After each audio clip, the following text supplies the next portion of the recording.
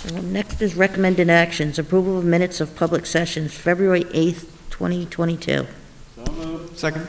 All in favor? Aye. Aye. Approval of warrants, March 8th, 2022. So moved. Second. All in favor? Aye. Aye. And approval of transfers, March 8th, 2022.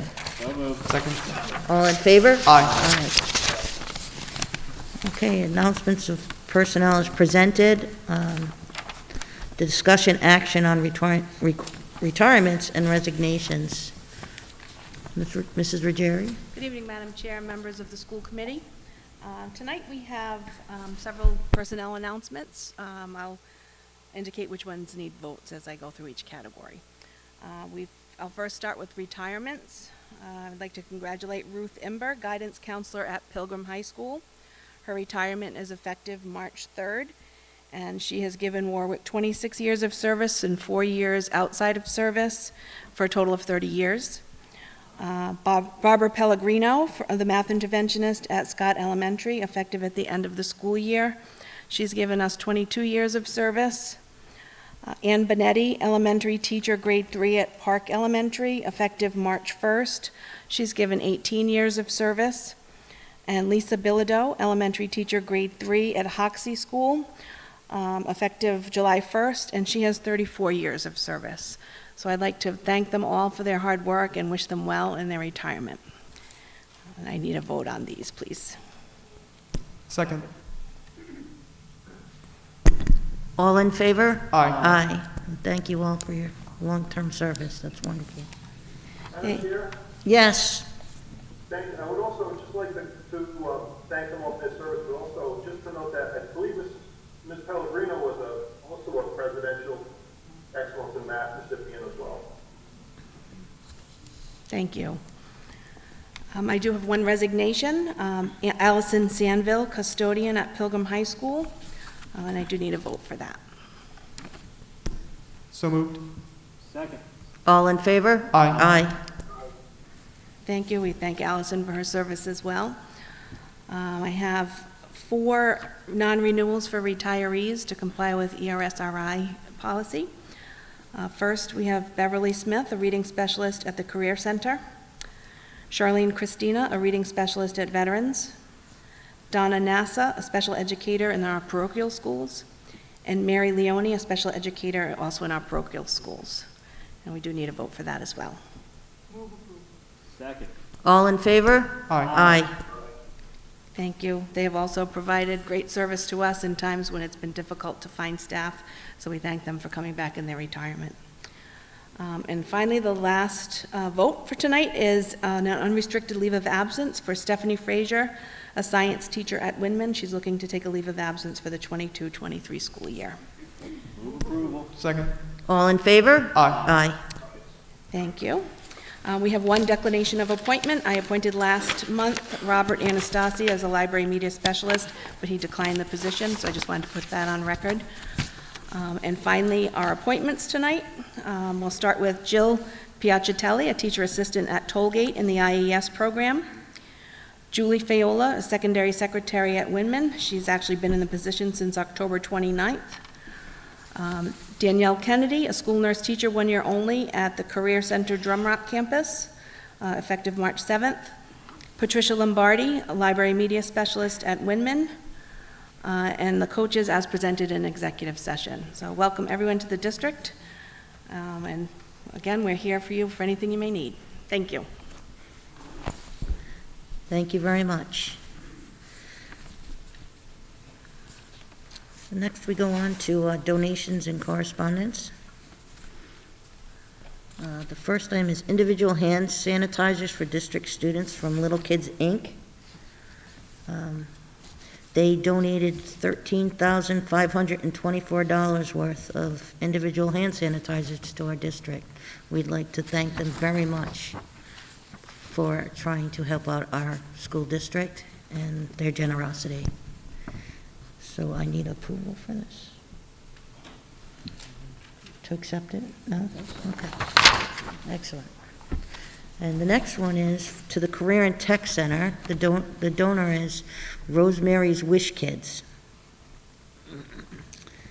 And is to build little playhouses that, I don't know if people are aware what they do at the Cran Tech Center, but they build these awesome playhouses, and a lot of them go to Make-A-Wish foundations and things like that. So this is a $1,500 donation for supplies to build them. So we're very thankful. They're going to make a child very, very happy. They're really cool. Excuse me, Madam Chair, if I may, for 1 minute. I just want to go back to number 1, the donation on the hand sanitizer. Tara Castro, our library media specialist at Wyman and Scott, it was from her daughter, Kerry, who works for a local toy company, and that's how it was associated to the Warwick School Department. So thank you to Tara and her daughter, Kerry. Oh, for that. excellent. Thank you for that I information. did want to note that. Thank you. Excellent. That's nice to know. Takes a village. And next, we're going on to a recognition. And Nicole Green got the 2020-21 Presidential Award for Excellent in Mathematics Teaching. And we would like to come down and congratulate and present you with a few items. Everybody would like to come?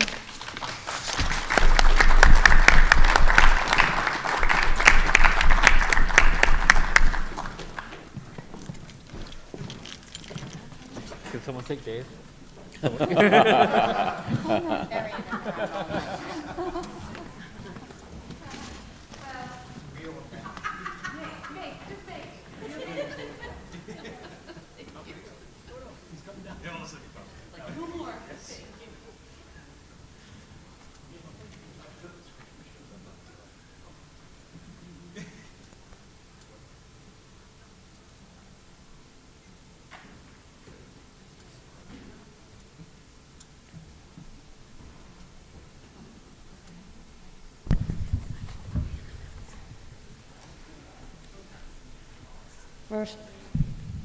First of all, Nicole, I would like to honor you with a citation from the state of Rhode Island for the honor and distinction of receiving the 2022 Presidential Award for Excellence in Mathematics and Science Teaching. And I would like to present this to you. This came from the House of Representatives.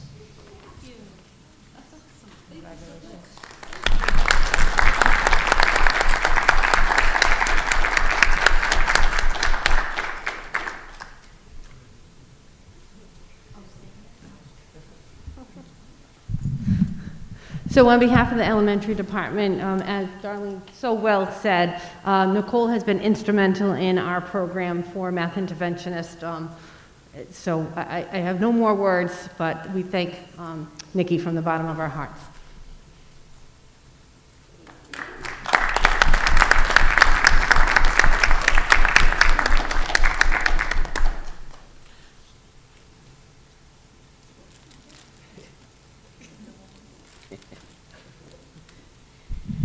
I also would like to congratulate Nikki. She teaches with passion and compassion. She meets all her children where they are, and she helps them grow to master skills and strategies in math. And she eats, drinks, and sleeps math. And if she's not successful one day with a group of students, she will research, she will find other materials, she will research other strategies. So she truly is committed to student academic success. The Presidential Award for Excellence in Teaching Mathematics is the most prestigious award. And Nikki, we are so proud of you. So congratulations.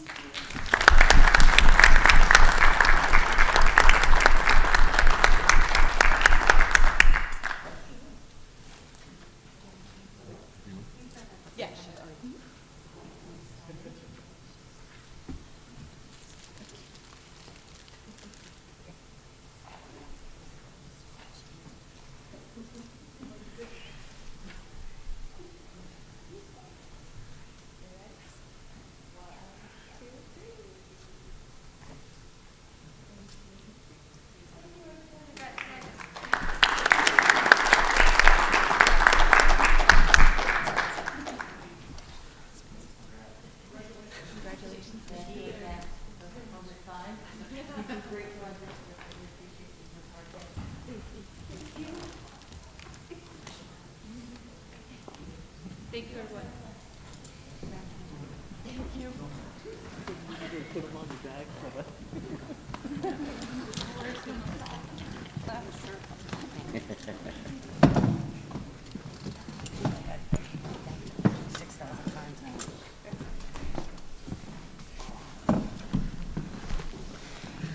It's only like the 5th event we have for her. Positive stuff.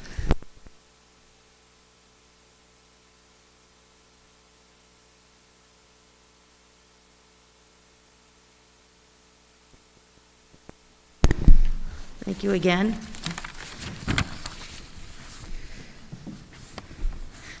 Now on to less fun things, the adoption of policies. The first one, the ECA Buildings and Ground Safety and Security, for the first reading, we're going to table that for now. There's a few other things that, since our meeting, have come up that we want to clarify with our various lawyers and things, so we're going to table that.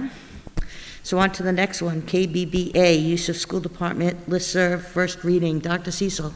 Yes, good evening, Madam Chair, members of the school committee. This is a brand-new policy that all districts in the state of Rhode Island are now required to have.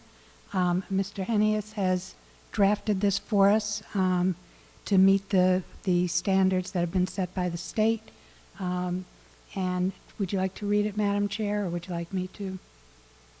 Okay, it's pretty short. It's the use of school department listserv. No person or institution shall knowingly circulate or permit to be circulated on the school department listserv. 1, any information related to any activity directed at the success or failure of a political party or candidate for federal, state, or municipal office. Number 2, any information promoting the solicitation or receipt of political contributions, including invitations to fundraising events for any political party or candidate. However, this policy with the distribution of information about a candidate public forum that's open on an equal basis to all candidates for that office. So I'm requesting that we approve a first read on this policy. Second. All in favor? Aye. Aye. Thank you very much, Dr. Cecil. On to new business now. Discussion and presentation, Parenting Partners Program. And That is us again, and we have a presentation up there. so we have to get up We the need to come stage. down. Yep. We will evacuate. Thank you.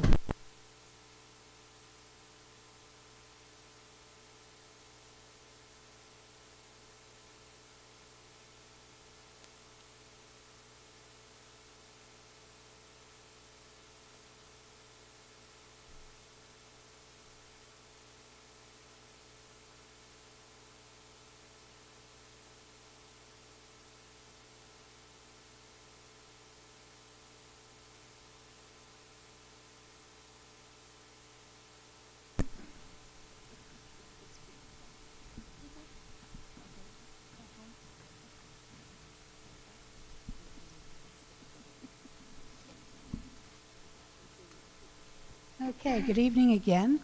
Tonight we wanted to do a presentation on parenting partners. First, I want to introduce Cameron Kadick. She is our Title I Parent and Family Engagement Facilitator. She's going to be doing most of this presentation. But just to give a very quick background on how this came to be, last year there were several people, myself included, who attended the National Title I conference that was virtual. And at that conference, we went to a workshop that talked about family engagement. And from that, we were introduced to this program. And we were so impressed that we decided that we would include it in this year's budget. And we went through training, and we just finished the first round of workshops in each of our 5 Title I schools.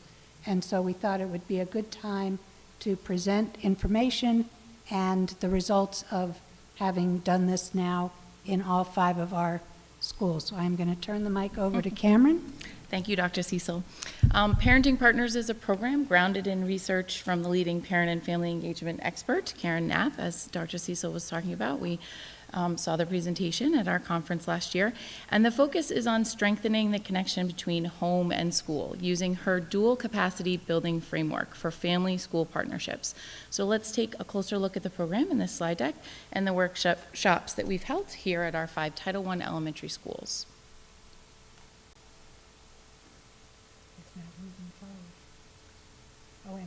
Oh, perfect. That's okay. We can. This is just a summary again. So we're focusing on building those strong, positive relationships. And we can move to the third slide. That's fine. Thanks. And here's an overview of all of those workshops. This is a 6-week program. So we start off by getting to know each other, a little overview of the program and what we'll be talking about. The second week, we focus on self-confidence. And the third week is communication, listening skills, positive communication. The fourth week is creating structure, using clear directions, and again, positive communication. Then we move into discipline, which is always a heavy week. Anyone with young children knows how hard that could be. So that's another great topic. And then the 6th workshop, we just kind of go over what we've learned. We celebrate with a graduation, and we try to encourage everyone to participate in programs in the school. Here's some photos. You want to? You're going to play. You can play the video. Yep. This is a short video clip just to show it in action. Thanks.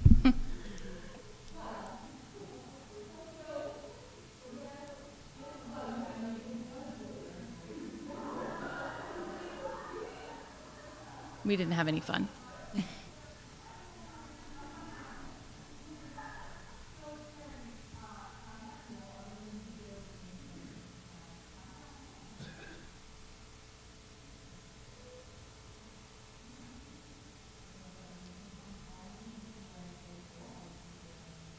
I don't know how well you guys can hear the audio, but the purpose of this skit is everyone is wearing a sign, and there are things like media, peer pressure, things that can negatively affect our children.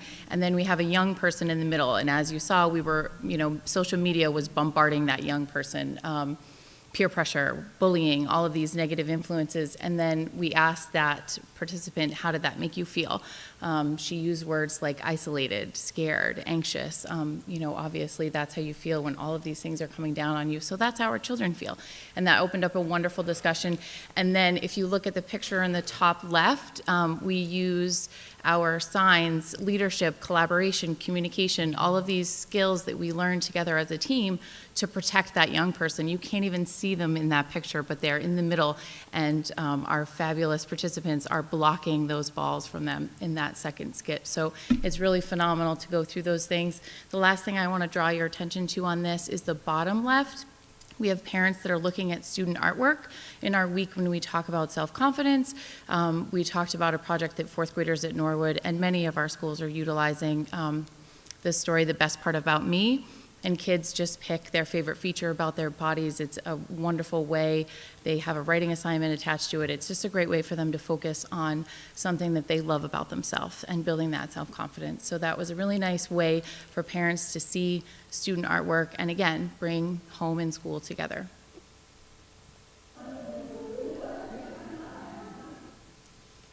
This is just a look at the numbers. We have our number of participants at each school and then some survey results.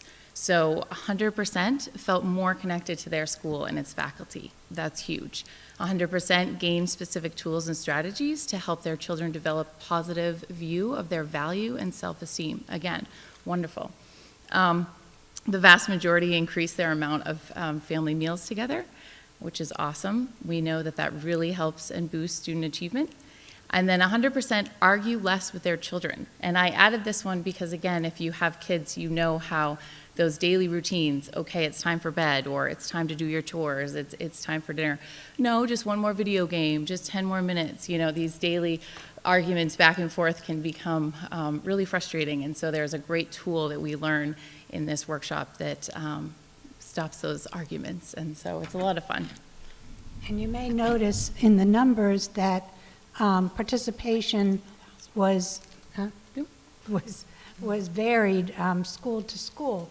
And that's because it was just getting off the ground.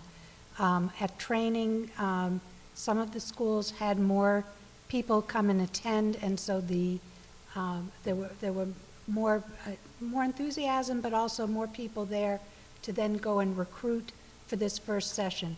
It was a learning curve for all of us, and so we're very optimistic now that we've done this once, that moving forward, when we do another session this spring, that we'll have many more participants. Absolutely. Yep.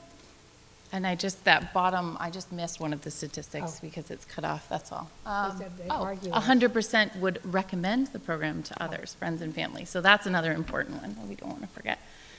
Thank you. So obviously this initiative is very important to us. It was certainly a success in the groups that we had, and we would love to continue it, and we want it to grow. We want all of our parents to be able to experience this. Even administrators, all of us can use some reinforcement with positive communication and success in those areas, and just bringing everybody together and working as a team is how we get success. So thank you all. We're going to play one more video that Cameron put together as a memento to the teams that participated on their graduation night.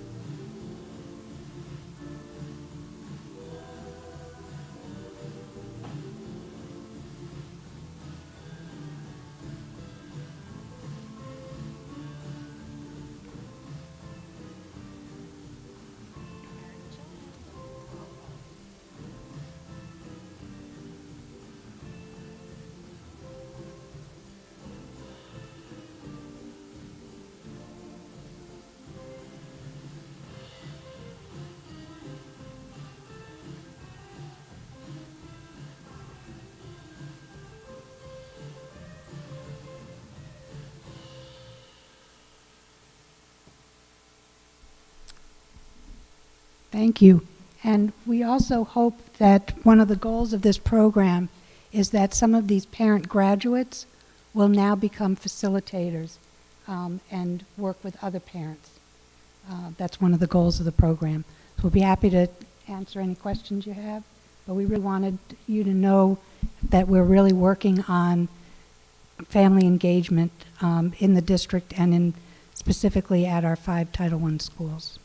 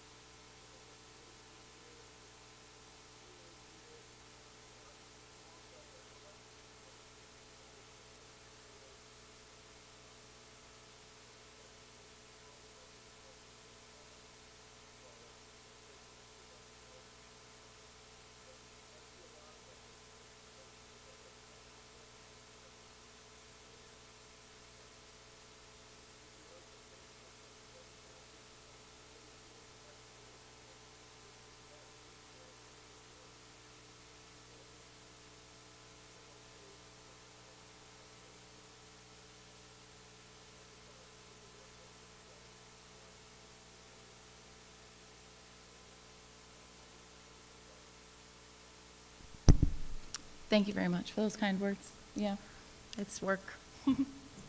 I think the best part of the program is that we realize we all have strengths and weaknesses, and we come together, we can fill those gaps and work together. And it's always a challenge. We're all already phenomenal parents, but we can all use help.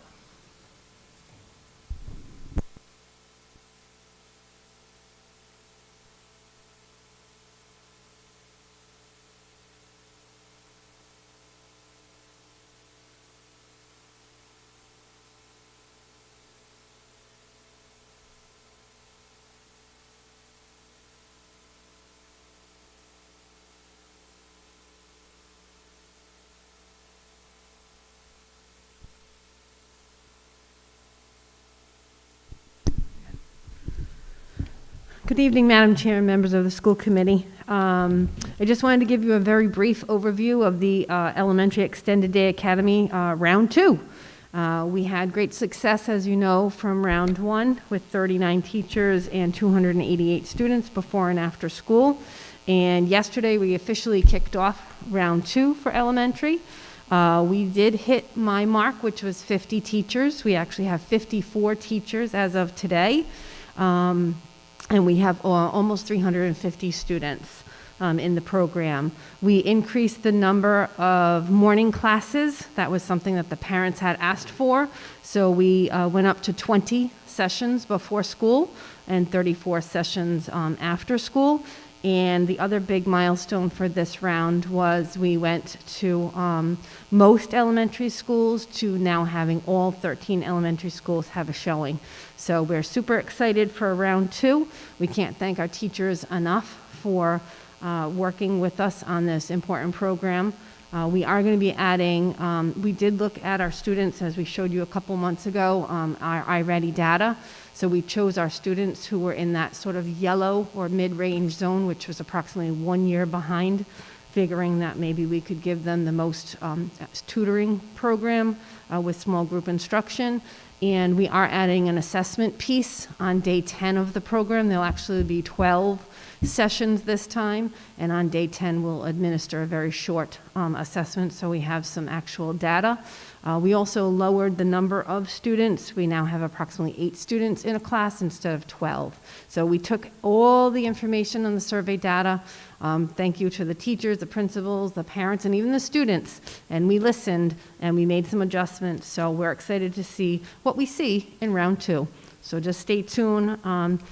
We finish up the week before April vacation on Friday, April 15th. So I'll have more information as we move forward. So thank you.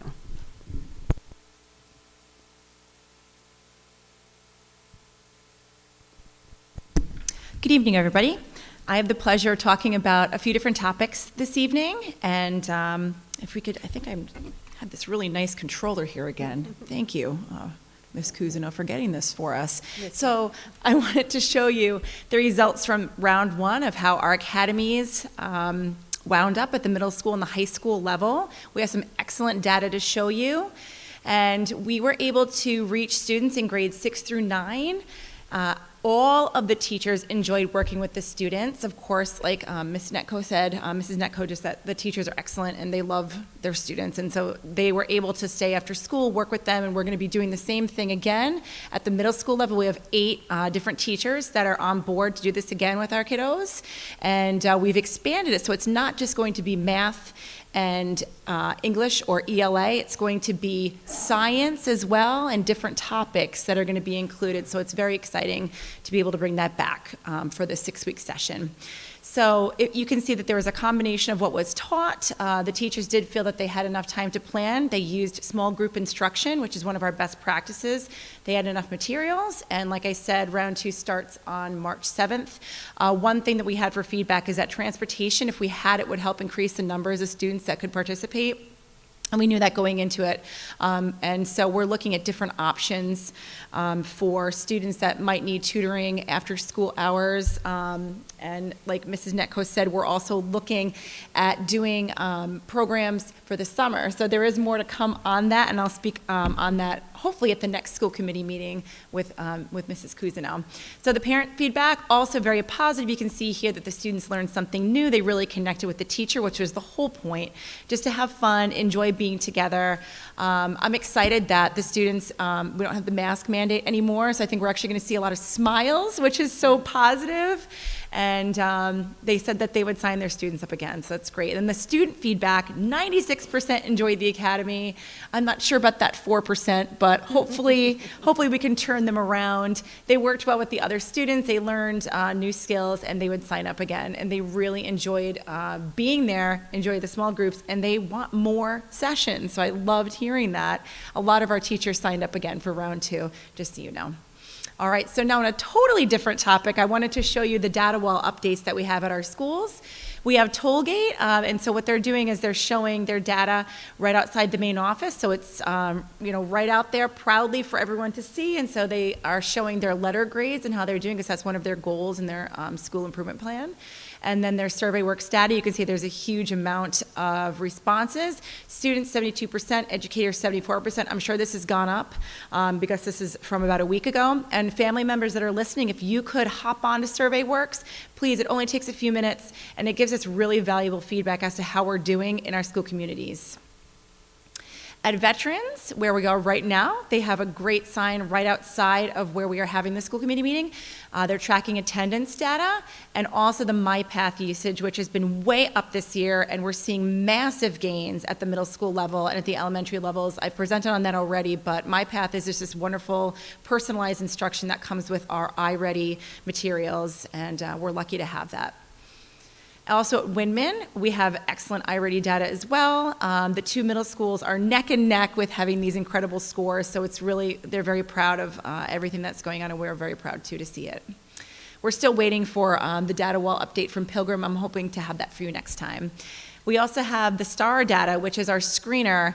You're going to see that most of the data is very similar to what we had in the fall. And so this screener is through the Renaissance platform, and it assesses the reading ability of our students and also the mathematics ability. We brought it back after having a hiatus of not having it for a while, so the students are still getting used to the platform itself. So we're not seeing much growth right now. This is our baseline year, and we're hoping to take this and move forward with it. And we did have some growth in a couple areas, but it mostly, we saw that the scores went down a little bit. Sometimes there is an implementation dip, they call it, and so it might be that. But we need a little more data as we move forward to see what the numbers really are telling us. So thank you, everybody, for listening. Any questions? Okay, thank you.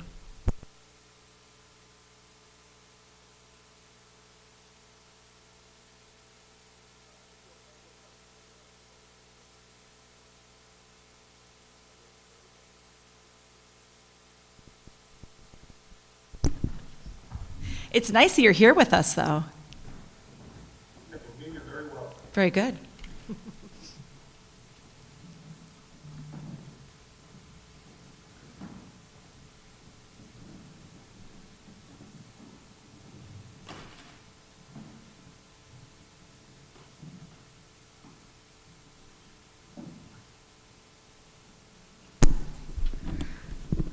Okay, everyone's back, Mr. Testa. I'm not sure if you can see. I would like to, why don't we go to the first presentation? Sure. And ask any questions on that, the parenting.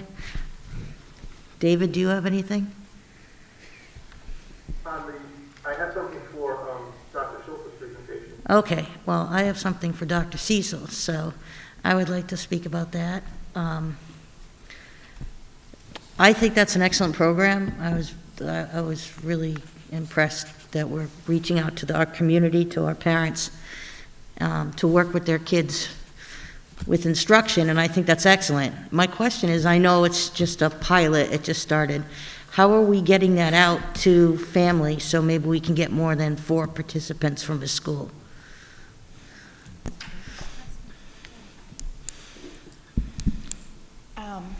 Our invitation process is, for this first round, we reached out to staff and we said, to teachers, give us a list of parents that are already your top communicators, right?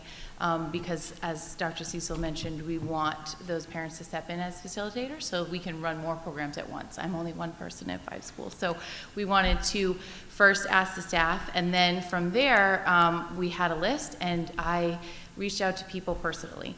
And I would call them, I would text them, I would have a conversation with them face-to-face or over the phone and say, you know, you're a valuable asset to the school, which we all are and all of our parents are, but in particular, your name came up and we would love you to join this program. And then I provided personal gifts and invitations with themes. For example, we had a bag of Legos, and the card said, let's build stronger partnerships together. And it was an RSVP, please let us know that you'll join. And to be honest, I had 10 to 15 participants at every school ready to go, and that's the number we were looking at for our first workshops. And you know, in some of those groups, 4 were just who actually were able to make it for those 6 weeks. So some had said that they would join us, and things came up, or you know, life, COVID, Right. et cetera.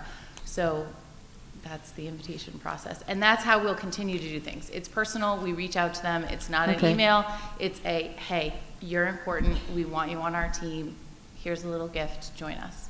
Excellent, excellent. I'm just curious, because I think that It's a great it question. would be great if more families got involved like that. I think it would be very helpful across the board, for teachers, for parents, for kids. So I'm glad to hear that. Do you think we have more? I'm sorry? Do you think? Oh, absolutely. Yeah. Hopefully they'll talk to people and they'll want to get involved. Okay. Well, and as you saw in the results, everybody enjoyed it, everybody would recommend it. Right. And, you know, the survey had several questions, but I picked, you know, 4 or 5 of the ones that I felt were really important for you guys to be able to Okay. see. Excellent, thank you. That was my question. Any other questions on that presentation?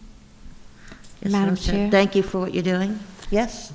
I just want to say, Ms. Kadick, you're a breath of fresh air. You and Dr. Cecil make a great team. This work of making a connection between the home and the school is just so important and something that we've been lacking.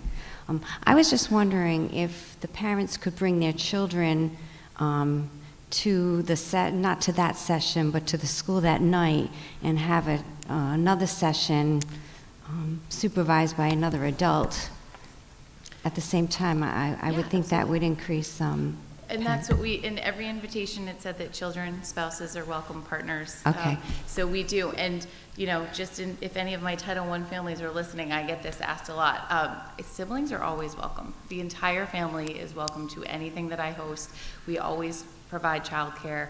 Our events are meant for the family, and we would not want a single parent to not be able to participate, or somebody to have to pay for childcare to have to participate in any of our events. So the whole family is welcome. There's always games and fun things for kids to do. That's awesome. Thank you for your work. Thanks. Yes, thank you. On to the next presentation. Mr. Testa?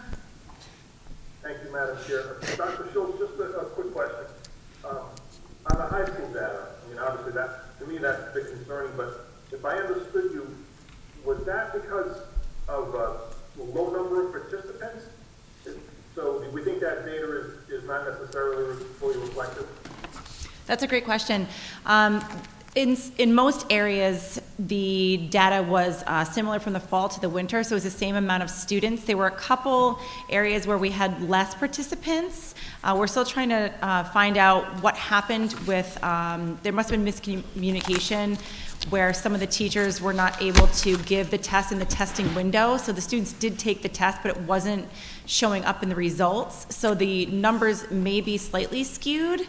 But they're, you know, overall, I agree with you. We were hoping to see growth because we're seeing it at the middle school level and at the elementary school level. So I don't think it's necessarily, you know, due to less participants. I think it's more that the students are getting used to the platform. The teachers are getting used to the platform as well. And we're going to be using it to help create targeted instruction that really is going to help us meet our goals at the school level. And so, it's okay that it went down, because if that's the honest truth as to what's happening, then we need to put some things into place. So by the end of this year, I'm hoping that we see numbers rise by the spring, and we can take it from there. So right now, this is more of a gathering data, first year implementation, and sometimes you do see the dip in the winter time. Okay, thank you. Sure. Any other questions or comments? Madam Chair, Yes. first of all, I'd like to thank the curriculum team for developing such a great extended day program. The survey results show how much it was appreciated, how much the children enjoyed it, and really the relevance of it. So thank you so much. I also would like to thank the teachers who have dedicated their time before and after school, planning lessons and meeting with the children. So thank you for this work, and I look forward to it continued. Absolutely, thank you.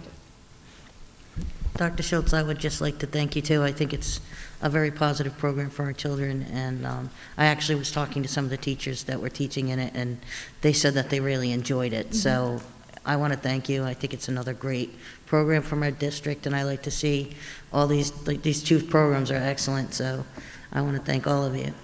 Thank you so much. It's all about the students here, and Yeah. so we just want them to really enjoy school. And if we have to do it over and over and over again with the after-school academies, before-school academies, we're going to continue, because we want students to really love school as much as we love teaching them. And we need the kids to want to come back into schools after the past 2 years. So Absolutely. I think this is excellent. Right, and it's really about building those relationships and letting them know that, school is a safe and fun place where it's more, not only just about learning. Yeah, the 2 years, I think, took a big toll. So I think this is great. Thank you. Thank you. Yep. Okay, on to the next one. Number 3, discussion update, emergency connectivity fund and Title 5A competitive grants. Dr. Cecil? Yes, good evening again. Tonight is all about highlighting all the positives going on in the district. We have parenting partners, we have the academies, and now we have the grants. Last month, on the same night as school committee, we received word that we had been awarded. These are competitive grants. Competitive grants are grants that we have to write for and compete against everybody else. It could be within the state, it could be around the United States. This was a competitive grant around the United States called the Emergency Connectivity Fund. It was for technology, and we received this grant in the amount of $862,512.15. So I was so excited to get a grant of that amount, that it is paying for Chromebooks for students and teachers, laptops for administrators. It's paying for hotspot service for families that needed that during these times of COVID. So I was just super excited. And so while I was putting this together, I was like, well, let's just do the whole gamut. And let me tell you about all the competitive grants that we've received in the last year. So the Title 4A competitive grant that's on the agenda, we have received 2 of them since last spring, each of them for $50,000. The first one that we received last spring paid for the AYD summer program at the high school level. That was the week-long introduction to Algebra 1 and bringing the 9th graders in to introduce them to high school before school started. And that grant paid for that. We just received word like a week ago that we got another 4A grant that we wrote for $50,000, and that's going to pay for foundations training for K1 and 2 teachers, K and 1 teachers who've not had the training, and all 2nd grade teachers who've never had the training. We're adding that as a new grade level, and this grant will pay for all of that training and part of the stipends for them attending that training. We also have we wrote for a competitive McKinney-Vento ARP grant over the summer and received another $50,000. We used that to hire our transitional advocate as a full half-time position. It used to be hours, so we would pay for so many hours. Now we have that person as a half-time position so that she can do more coordinating of services within the community and give a lot more of attention to our McKinney-Vento families. Those are families who are homeless under McKinney-Vento Act. Just wrote a short, quick grant for the Yellow School Bus Grant for Norwood School, which we received $350 to pay for a storyteller during Black History Month. Audra Williamson, a librarian in our district, wrote her own school library grant and received $500 to purchase books for the library where she serves. We also, as you may remember, at the beginning of the school year, wrote and received the ELC grant for $434,250, and that grant purchased the extra nursing staff and COVID reporting staff during this year. So we had extra nurses and COVID managers to manage all of the data and the testing across the district. We also are in year 3 of a 3-year grant for McKinney-Vento as well, and we use, that's $45,000 a year that we're using to purchase school supplies, provide transportation initially so that we remove all barriers from children being able to enroll and start school immediately. Anything that we can do to help McKinney-Vento children come out of that grant. So those were 7 of our most recent competitive grants. Right now, we have a grant that's in process. It's a 21st Century Learning Center grant that we're writing on behalf of Oakland Beach in partnership with the Boys and Girls Club. And if we're successful in our bid for this grant, we'll be receiving $170,000 a year for 5 years to run extended day and summer program for Oakland Beach in partnership with Boys and Girls Club. And of all of these grants, there's only one that we got turned down on, which was unfortunate, didn't sit well with me. And I'm asking for feedback why we didn't get it, but it was the safety grant, the SVVP safety grant. We requested $500,000 to help pay for the new safety camera system, and we did not get that one. But all the others we've gotten, and just wanted to bring that good news to the district to let you know that good things are happening. I'll take any questions. Ms. Bacchus? Thank you, Dr. Seaman. Thank you. I know you've been doing this work for a long time, and it's just wonderful. Thank you. I would just like to say, as usual, you're our rock star. I mean, grant writing is a talent, and you certainly have it. And we are blessed to have your talent in our district doing this, because the grant money is just so valuable, and I hope people realize that. I know I do. I appreciate your hard work. Thank you. This is excellent. Chair, if I may? Yes, Mr. Testa. Thank you. Dr. Fiscal, I would thank you and anyone else who was involved in the writing of the grant. Quick math here, it's over $1 million in grants. And we will put that to good use in investing in things that benefit our students.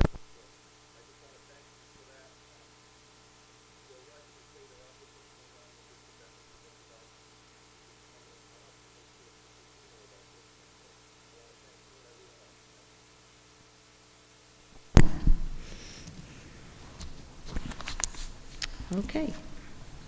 Now on to discussion update, new high school projects. Mr. Gothberg and Mr. Testa, good evening. Good evening, Madam Chair, committee members. Quick update on the high school bonds. Warwick Public Schools went before our City Council on February 7th to seek the council's support, approval, and a required resolution for the high school Stage 2 submission to RIDE.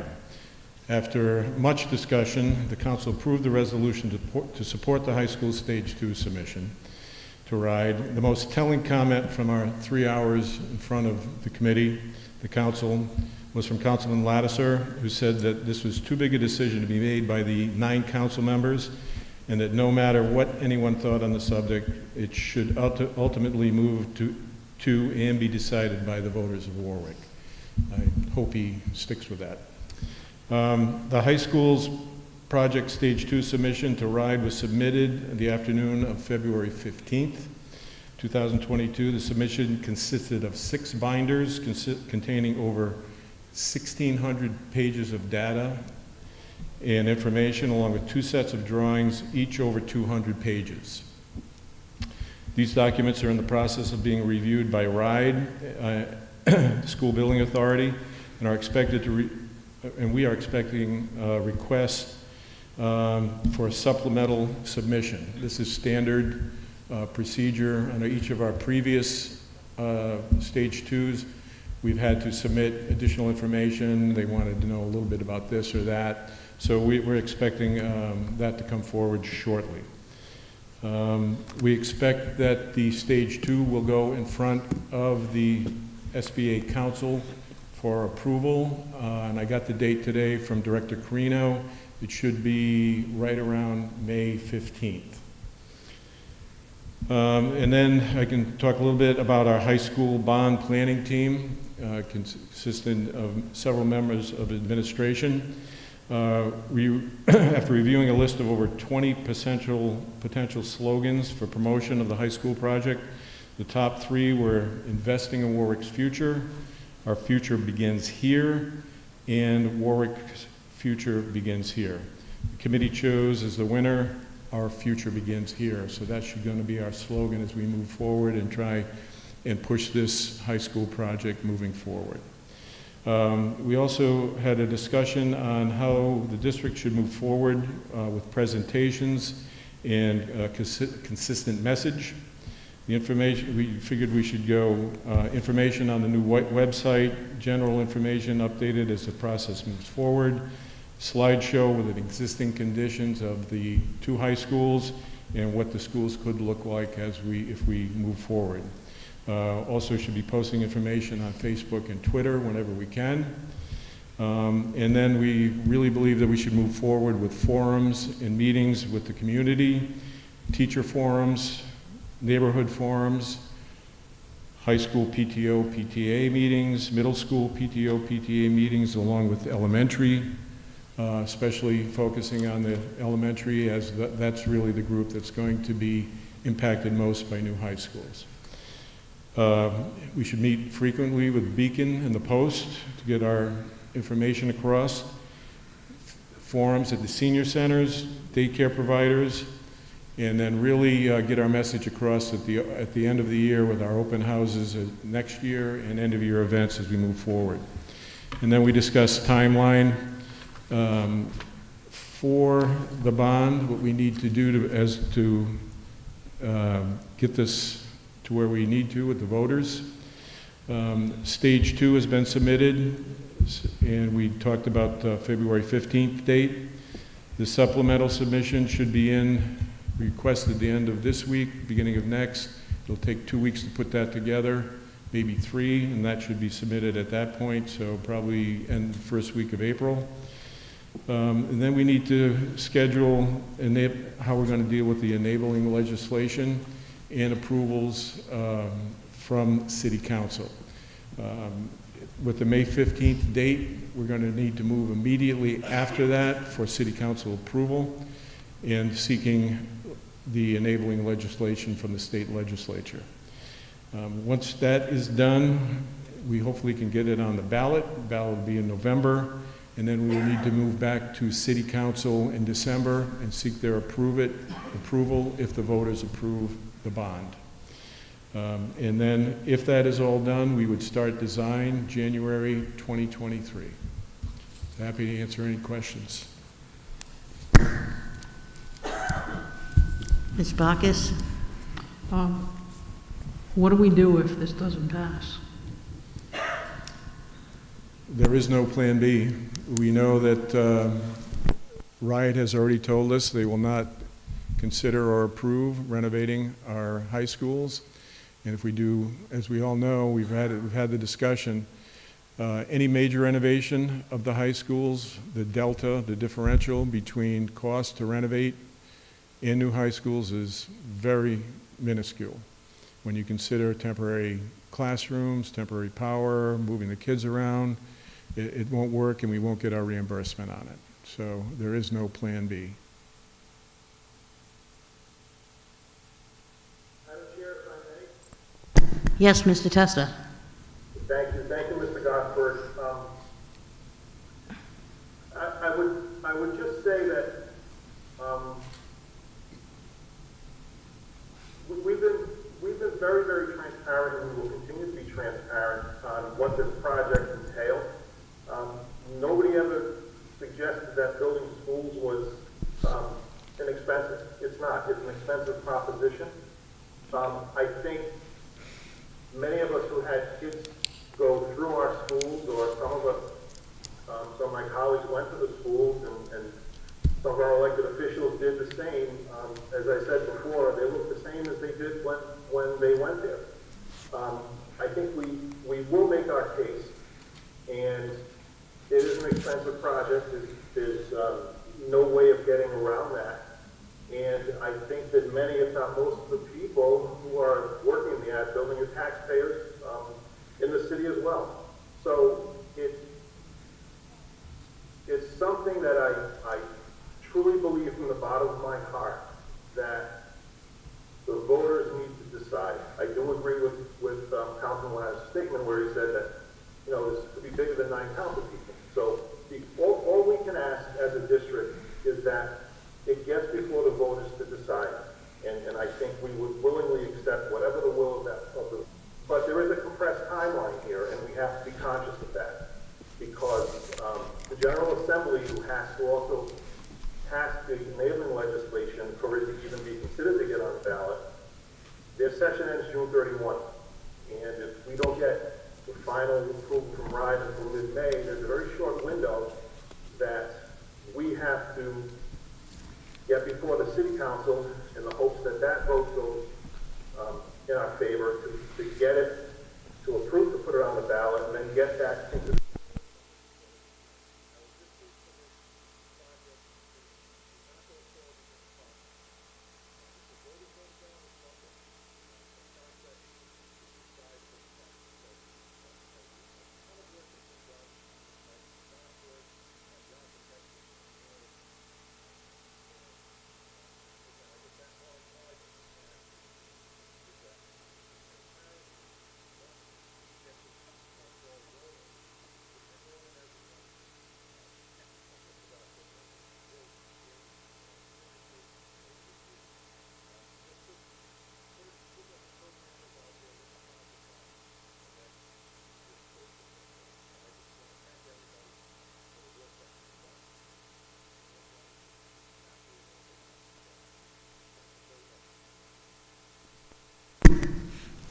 Thank you. Thank you, Madam Chair. Thank you. Any other comments, questions? Well, I agree with Mr. Testa. There's a lot of work have gone into this, and I really think it should come down to the taxpayer. So I hope we don't lose out on this great opportunity for protocols. I agree. I think we've been very transparent, and we will continue, and I really think it's up to the taxpayers. As someone who graduated from Pilgrim High School, it needed to be done when I was in high school, so that was a long time ago. So continue our journey, and let's just make sure we give the community, city council, the mayor, and everyone else full transparency on costs and things like that, and get it onto the ballot. Thank you very much, Mr. Gothberg. I know you've put a lot of energy into this. Next is discussion update 22-23 school calendar. Superintendent DeAmbrook. Madam Chair, the Rhode Island Department of Ed sent us a draft of the 22-23 school calendar. It is not complete. There are many errors on it as well as we dove into it. But the local education agencies do have some flexibilities on what day you want to start school for students, what religious holidays we want to have no school and celebrate, and when we want to have our professional development days. This year, the professional development days counted as part of the 180 school days that students have to attend school. Next year, they will not count towards 180 days. One thing that the Superintendent's Association would like is to keep all vacations the same across the state. That way, you know, you might have a teacher who teaches in Warwick but lives in another town, and that way their family will have the same vacation. So we all agreed upon that. But we do, we've been working closely with the Warwick Teachers Union, and we will present at least one calendar or two calendar scenarios at the April meeting for adoption.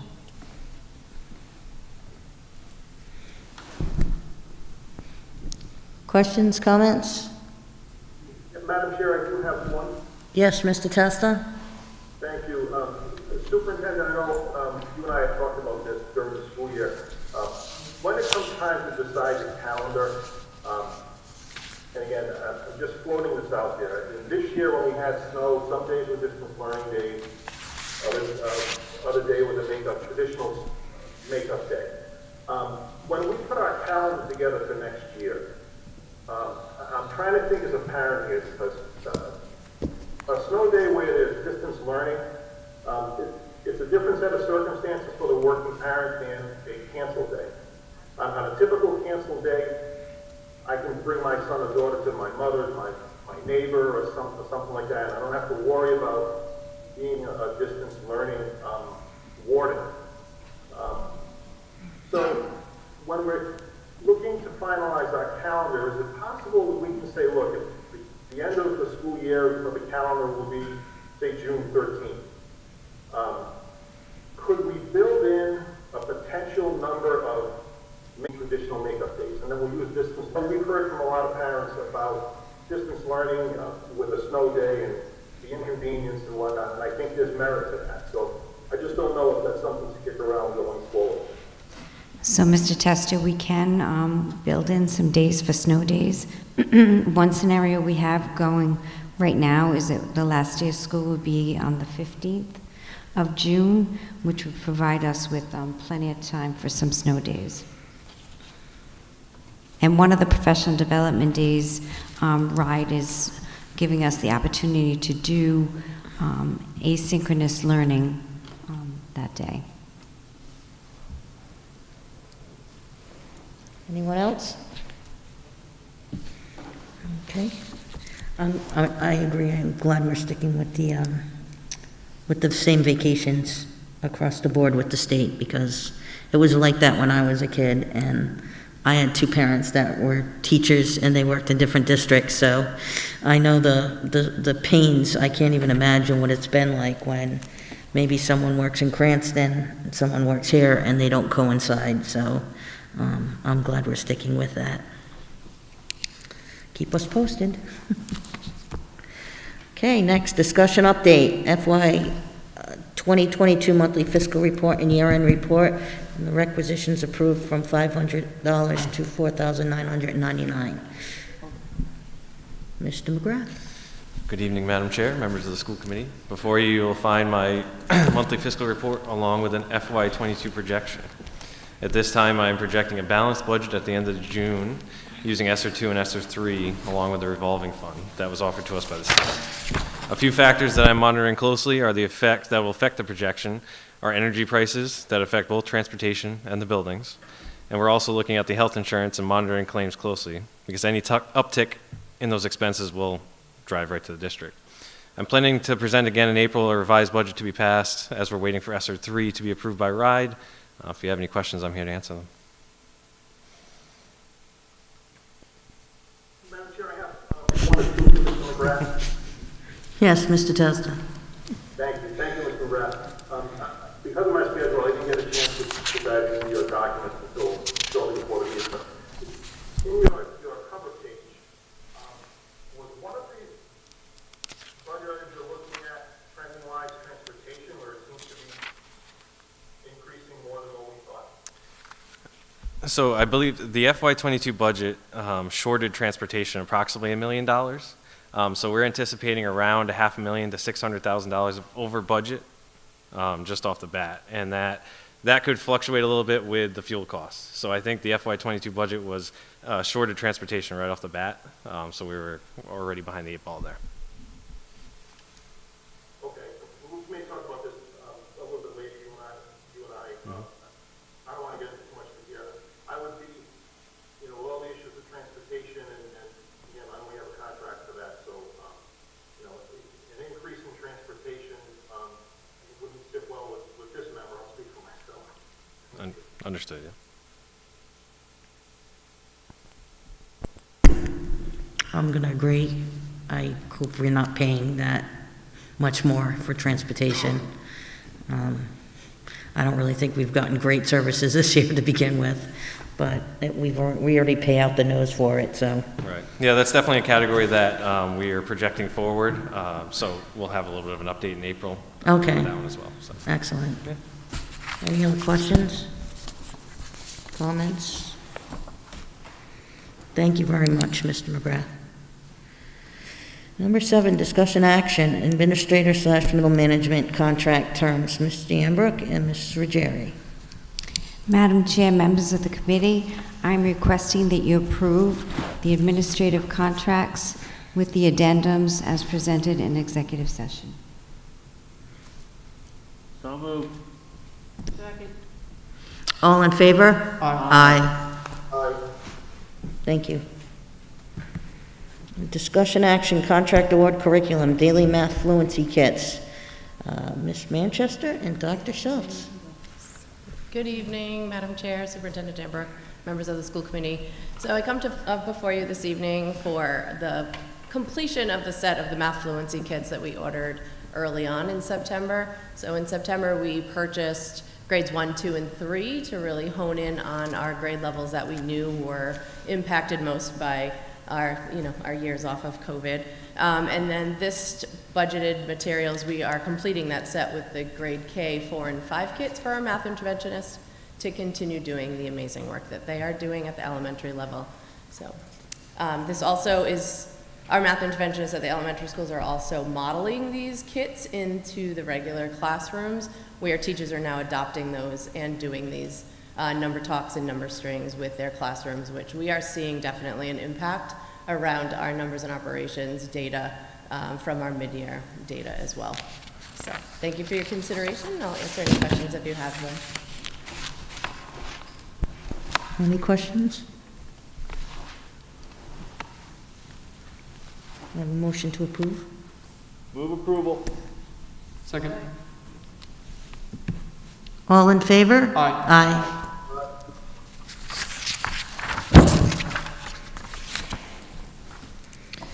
Okay, thank you very much. Next is discussion action, contract award athletics, the winch cable pulley replacements at Windman Middle School. Mr. Ricks. Good morning, Madam Chair. Good evening, Madam Chair and committee members. I come to seek your approval for the project that sits before you. This project is designed to fix and replace the winches, the pulleys, and the mechanism that the winches that raise and lower the baskets at Windman. This has been part of kind of a 3-year project. We did toll gates 2 years ago. We replaced Pilgrims last year, and we need to replace Windmans now. They're old. The cables are old. They really need to be replaced for safety purposes.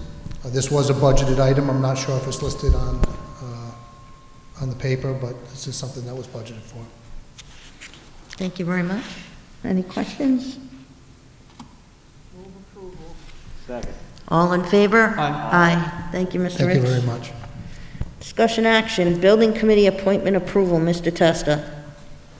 Thank you, Madam Chair. Before you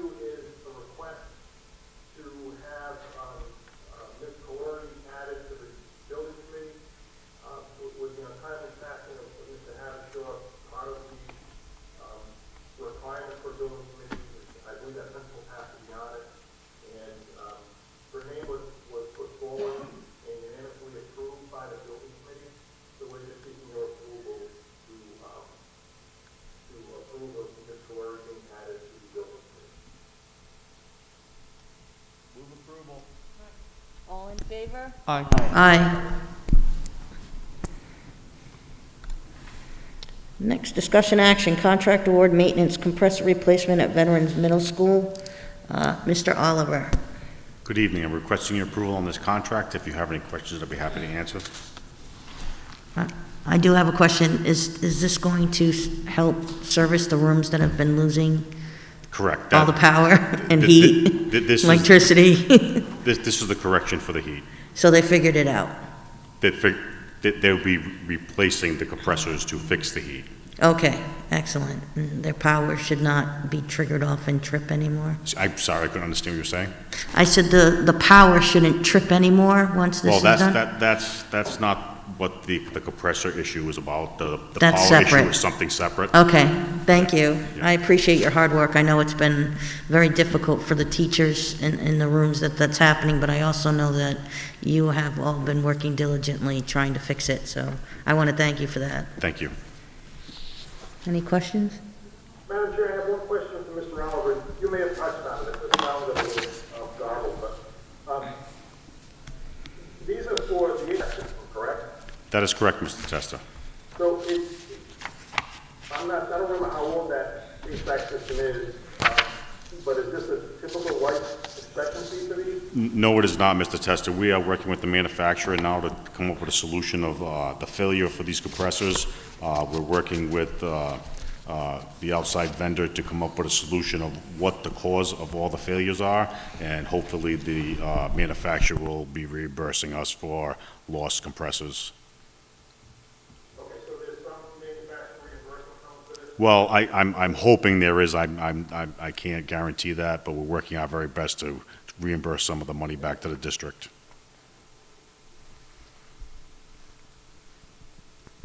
I get a motion to approve? So moved. Second. All in favor? Discussion. You didn't speak up when I asked, Ms. I Bacchus. Go tried. ahead, please. I was waiting to be. Please go, Ms. Bacchus. The compressors, are they part of the new work?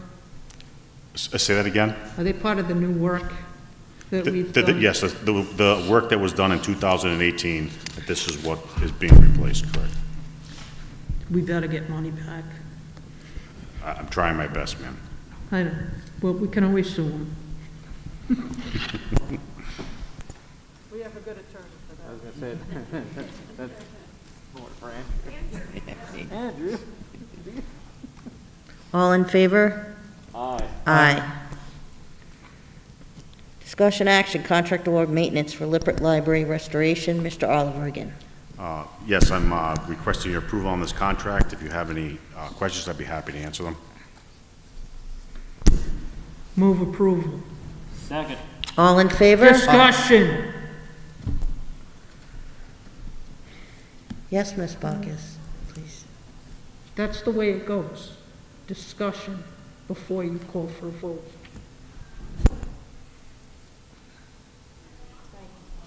Madam Chair, I do have a question. Yes, Mr. Testa, Ms. please. Bacchus does. I don't know if she does. Okay, thank you. I know what this is about. Is there any insurance element to this? Is this anything we go to the insurance company for? No, it isn't, Mr. Testa, because of the fact that it was a reoccurring leak that we chased for many years. Just recently, Mr. Gothberg had found the culprit of the leak, and we've had it repaired since. Okay, and this was what we did all that masonry work outside? That's correct. Yes, sir. Yeah, thank you. So now that all has to be Excuse me? fixed and redone? Is it done? Will that all have to be repaired now? It is repaired. It has been prepared. It's all taken care of. Thank you.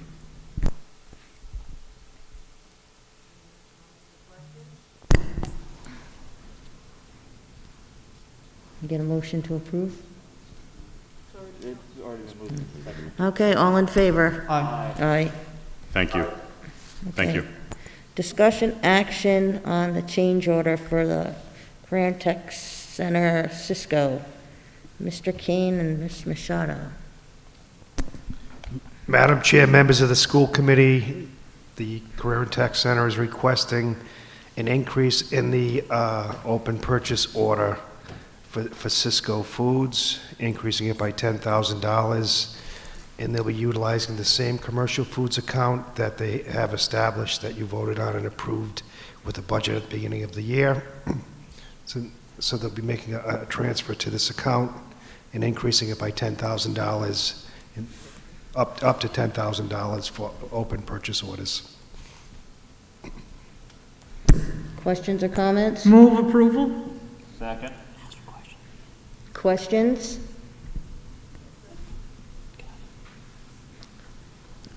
Do you have a second? No, no. Oh, you have? Okay. All in favor? Aye. Aye. Thank you very much. Next one is the discussion action for contract award for the Career and Tech Center Cisco Computer Hardware, Red River Press. Mr. McCaffrey?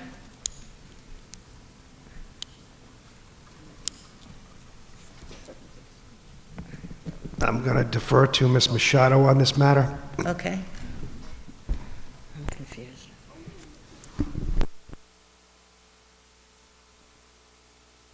Thank you, sir. I am requesting the Red River Press, Inc.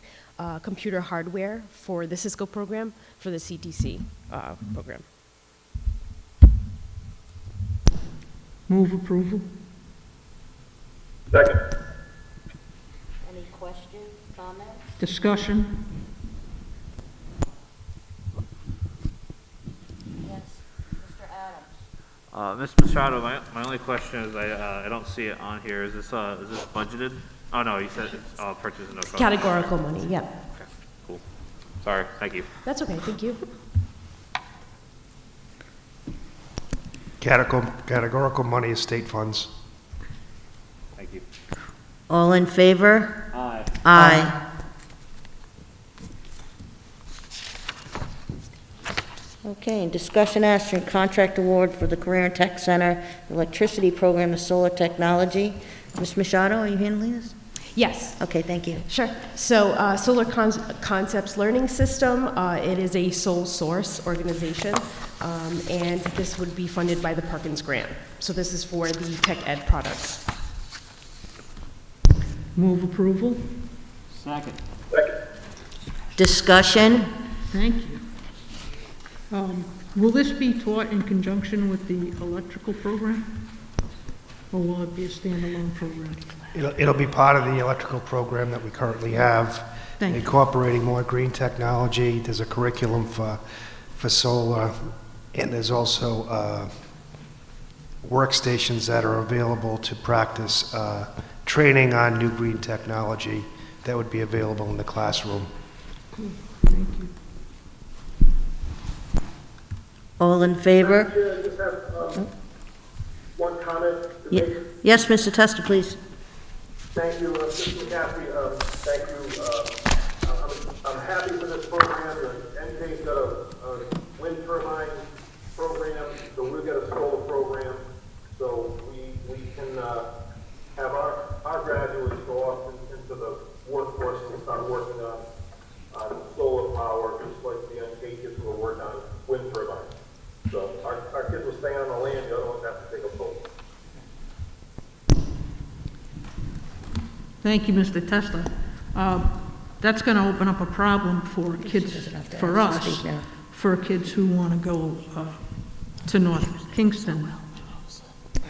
They also have part of the program, we have a wind turbine curriculum as part of that program. There's actually a training lab that they have within the classroom as well. They have a miniature wind turbine that displays all the technology involved in wind energy. So it won't be an out for anybody. No, it won't. Excellent, thank you.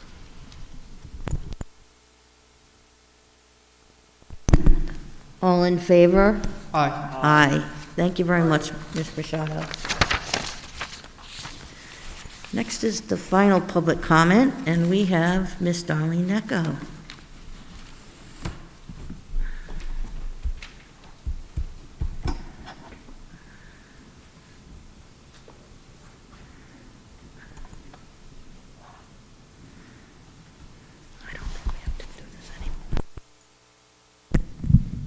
Hello. As a homeowner, taxpayer, voter, lifelong resident of this city, I obviously want to see us, this city, invest in new high schools. And I thank Mr. Gothberg for his update. 6 binders, umpteen thousand data points. I think we're making our case, and it does need to go in front of the voters, and I hope the voters vote in favor, because if we wait any longer, then it's just going to get more and more expensive the longer we wait. We'll throw the good money after bad trying to repair things. I mean, obviously, 2018, our compressors should not have failed so soon. I think Ms. Backus is correct. We should be getting something from that company. I'm happy that our Career Center is offering, the programs to prevent kids from being able to go somewhere else, which isn't even a career center. We have a real career center, we do have some pathways too, but I think that I've mentioned before, that whole pathways thing is a travesty.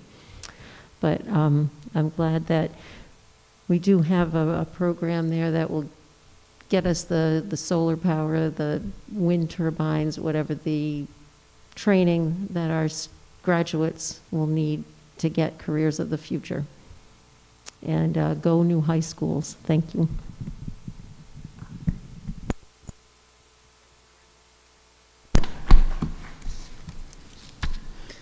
So we come to our future meetings. Our monthly school committee meeting is April 12th. It's also a Tuesday as usual.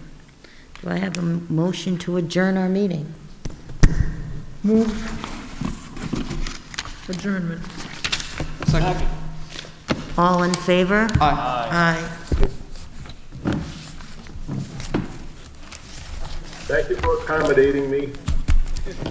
Thanks for joining us, Dave.